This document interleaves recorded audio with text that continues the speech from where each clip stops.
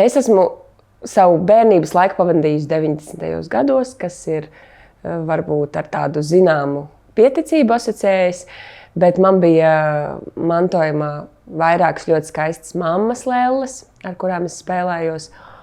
Un tad es atceros, man bija pavisam maz gadu, ka man tante Kanādā lūdza, lai es vēstulītē viņai aizsūtu zīmējumu, ko es gribētu saņemt kā dāvanu.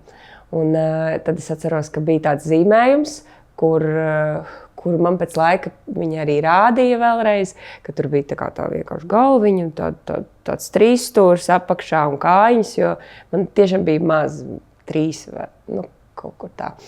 Un tad kādos svētkos šķiet, tā bija vārda diena, un kaigalī bija skaista Bārbija. Jo viņa no tā bija ieraudzījusi to manu sapņu lelli un atsūtīja man tā kā lielākoties manā interešu zonā bija Bārbijas.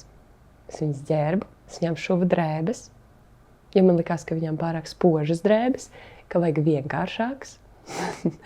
Un mana meita pirms pāris dienām atbrauca no vecvecākiem un teica, ka viņa bērniņos bija atradusi arī šādu rotaļlietu. Es jau biju aizmirsusi. Es pat neatceros, kuros svētkos man viņš tika uzdāvināts, bet to, ka viņš man gultā bērnībā stāvēja, to es atceros. Ar tādu mīkstā mantiņu man bija. Te vēl bija tāds spilventiņš, bet to es izņēmu ārā, jo man likās neticam, ka kaķim var būt spilventiņš tur.